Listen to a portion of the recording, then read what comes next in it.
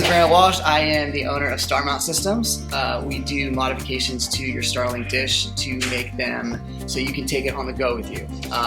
Starlink has always been something that has been mounted on houses, businesses, whatnot. But what we do is we make it so that you can take it on the go with you. And we make it much smaller and much easier for you to mount it to your car. The way all this happened was I am an off-road racer. I've been racing Baja races for 17 years. And one thing that's always kind of bothered me was that NASCAR, F1, all the other racing organizations have such good video coverage of their races. So for the Daytona 500, for example, they do 2.5 mile laps. So the camera crews can get every single car, getting every single corner the whole day. When I do a 500-mile race in Mexico, the Baja 500, for example, I'm doing 500 individual miles in the middle of another country, literally in the middle of nowhere. To get a network to be able to broadcast that is impossible down there. It would even be impossible here in the United States. So last June, I decided I was going to take my Starlink unit just like this, and I wanted to mount it to my off-road car. And it's a pretty bulky thing, but we cut a hole in the roof and laid it straight down like this. What I was able to do was set up a camera system and a streaming system that was able to allow me to live stream to thousands of people that day for the first time in the history of off-road racing in Mexico. Something that our sport desperately is needed, and I think we changed the game forever when it comes to Baja.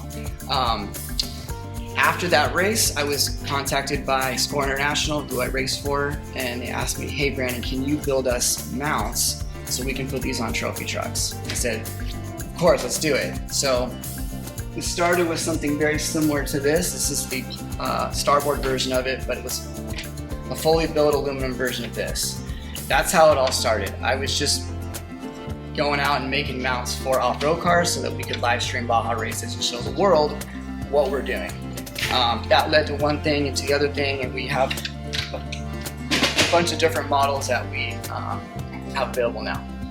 So that's kind of how it all started. It happened on accident, but it's been a fun ride, and I've met a lot of cool people, and we've set up a lot of different vehicles, from vans to semi-trucks, off-road cars, boats, I mean, Teslas, you name it. It's crazy. So, all right, so this right here is Starmount Heavy. This is how it all started. It's a billet aluminum, completely billet aluminum case for your Starlink.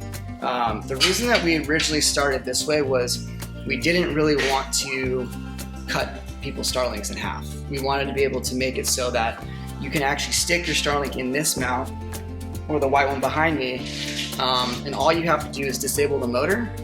Lays flat in here. That's why it's a little bit taller to make room for the pole, but it gives you the ability to, if you need to, take it back out, plug the motor back in, put it back on a tripod, put it back on your house or whatnot. So there are customers that have a Starlink on their house or their business, and they go on a trip and they want to take it with them. This is like the perfect thing for them because they can actually just take it out of this and put it back on whatever else they're using. So we have that one, and this is the starboard plastic version of it. They both do exactly the same thing. This one's just a little bit lighter. Some people would rather have plastic on the outside of their dish than aluminum, but they both work just the same. Service and connectivity is the same. It's really just preference at that point for that one. And then of course we have the new low profile mount that, as you can see, is a little over an inch thick, and this right here is what this used to be. So you can see it's a huge difference. You lose the pole, all that stuff. We end up having to cut your entire dish down to about 3/4 of an inch to fit in this thing. But this thing's awesome. For someone who's not planning on taking it back off, put it back on their house or back on a tripod, this is exactly what you want. I mean, it's super slim. You're not going to see it on top of your car. No one's going to be like, oh, there's a Starlink up there, let me go grab it. I mean, it's nice and low pro. It comes in black and white.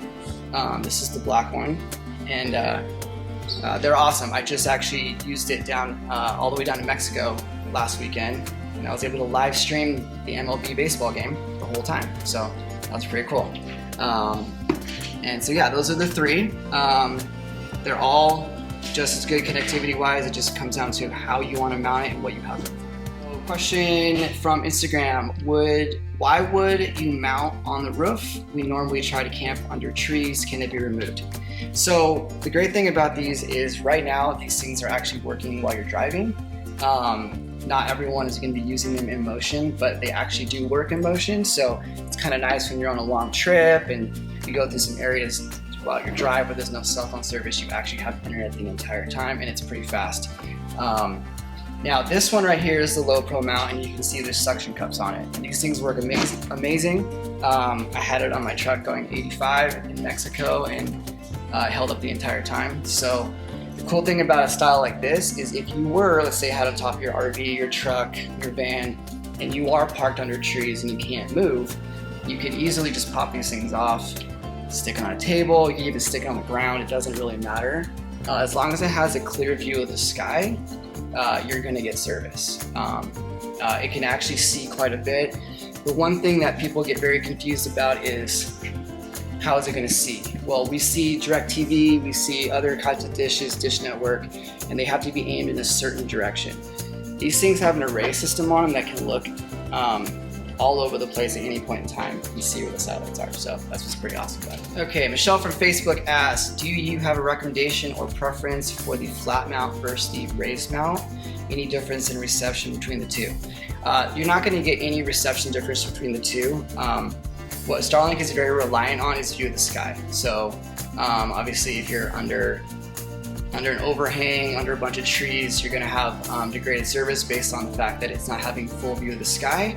And that also may change too, because the satellites are moving throughout the sky, and you might have a satellite over there that can see, and then an hour later it's over there, and it might be a little bit harder for it to see depending on where you're at. So both mounts will give you the same performance that you want.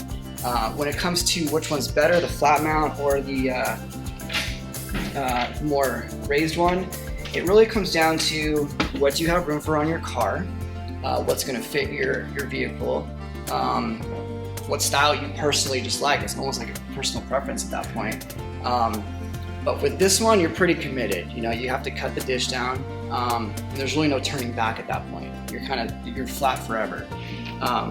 Where when you use this style, you do have the option to revert back to your original form by just taking it back out, plugging the motors back in, and putting it back on the tripod. So I would say that really comes down to personal preference and what your long-term plans are for your dish. Wade from Instagram asked, how much degradation of service do I get from it not orientating? Okay, so this is like one of the biggest questions people have. I probably answered this question like 1,000 times. So we're gonna do it one more time. Yes, when you get a Starlink from Starlink and you set it up for the first time, it is gonna point north. Unless you're in Australia and it points south actually. So when you see that, you defaultly think my satellite's gotta point north. The truth is, these things are 350 miles in the sky in orbit, and they do not have to point north. So we've been proving that for months now, and they have an array, so they can look all over the place. It does not have to be pointed north. Now, the thing is that people think is like, they think of like their DirecTV dish on their house. And I had this problem too. I got my roof redone. The guys moved it like an inch, and I didn't have service for 2 days until DirecTV came back out and had to like reline it up. That is not what Starlink does. Starlink is able to look in all different directions at all different times. So you not being north is not going to affect your service. Again, the biggest thing about Starlink is making sure you have view of the sky. That is the main thing, view of the sky, no obstructions. I mean, you don't want to put your dish next to like a 12-inch box next to you on top of your van. Try and spread it out if you can, because if you do that, it's gonna be able to look this way really well, but it may not be able to look this way very well. So it really comes down to where you set it up. I always tell people, give it room to breathe. You know what I mean? Just give it as much as we can give it to look, and you should be A-okay. All right, so one question that people have is disabling the motors going to change their reception? So obviously we definitely disable the motor on this one because it's no longer here. On this style one, we do actually disable the motor as well, but we're able to plug it back in. Sometimes you will see on your app that it says motor stuck. That's because the system is processing that it cannot move its leg, so it thinks that it's stuck. But that will not affect your service or your connectivity with the sky at all. It's just a warning on your app that's telling you, in the event that you are set up like a regular one, that there might be something on your roof that is keeping it from moving. But unfortunately, how we're doing it, we have to disable the motor to do that. So, but it will not affect your service. All right, question from Nicholas on Instagram. Can I use it while driving? Will this void my warranty? All right, yes, you can use it while driving. Does it work while driving? Yes, it works great while you're driving. Technically, terms of service say that you're not supposed to use it while in motion. I will tell you this, that Elon himself has tweeted many times on his Twitter, instigating us, telling us, hey, it works really well while it's moving. So it's very conflicting when the TOS says one thing and the man in charge is telling us how great it works, right? So it's no secret that many of us have been using it in motion. They have the ability to shut that down. They have not. I'm very in tune with all of Starlink groups and forums. I have never once heard of a single customer being shut down for using it in motion. Not one. And there's thousands. I mean, there's thousands of people doing it. And if I had to guess, I'm going to guess the TOS is for probably government rules that they have to apply to. I don't think they care, because if they did, they would have shut us all down a long time ago. It does say that it could void your warranty, but again, I mean, we've already kind of voided our warranty. We've cut the whole dish in half in this one, and we have to drill a hole in the back of it for this one. So I think before it even gets to the point of emotion or using it, you've already voided your warranty by putting a hole in it. So you've already kind of done that. All right. So one of the questions that I get a lot is, do I have to cut any wires if I'm going to do either of these mounts? There's no wire cutting of anything for either mount. So if you were to take your dish and use the standard mount, this mount right here, what you'd be required to do, or have a shop do it, like Agile, is you cut a hole right here, and we're just putting our finger in there and we're disconnecting the motor plug from the circuit board. No, the good thing about that is at any point in time we can plug it back in and it will work as normal. And then what I want to show you here is this is where your Starlink plug, your wire plugs into before it goes in the tripod. What you see right there is also what you see right here. So when it comes to the flat mount, it's the same deal. We are not cutting any wires. We are just extracting the wiring harnesses from the system on the Starlink and rerouting them in our own housing, so that there's no wire cutting anytime. And then also, if you for some reason do damage your big 75-foot wire, you're not on the hook to find someone to modify that new cable for you. You just have to buy a new cable from Starlink, plug right in, you're good to go. So no wire cutting, super simple after it's set up, and it works just as your regular Starlink would. Just plug it in and go. All right, so a lot of people ask, what's the difference between, or what's the pros and cons to the new RV high performance dish that Starlink has opposed to the traditional RV/residential one. The biggest thing is pretty much what I just said, big. That thing is much bigger. It is 22 by 20 inches, and a lot of us just don't have real estate for that on top of our cars. Even on a race car where I have nothing up there, I'm like, damn, that's a lot of space up there on my race car. Aside from how big it is, being that it's bigger, it's taking twice the power. It has its own power supply, so now instead of having one thing plugged in, you have two. You have a power supply that's bigger than the modem that we're all used to. 75 feet of wire turned into 85 feet of wire, plus another set of wires. So you have a lot more stuff going on, a lot more power. But more importantly, even if you have the power to power this thing up, footprint is just much bigger. And the way that they're making these things, it's more of a permanent ordeal. So if you do find a place to put it on your van, your truck, whatnot, it's going to be more difficult to remove it in the event that you are under a tree or you're parked under an overhang.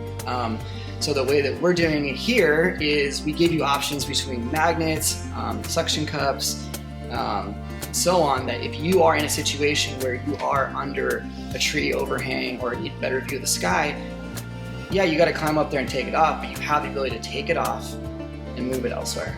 And we're working on a new tripod mount that actually uses your existing tripod that you've got from Starlink, and it will involve another suction cup on the back, but you'll be able to take your Starmount off your vehicle, put it on this thing, and then put it on the ground just like you were before. Either completely flat or angle any direction that you please, but it just gives you more flexibility. So where they're both great, they're both going to give you internet, everything you need. This is just give you a little more flexibility when you run into a situation where you might need to move stuff around. Hey, and thanks for watching. Make sure to hit the like and subscribe button and turn on your notifications. We'll be sending out videos weekly, and we look forward to seeing you next week.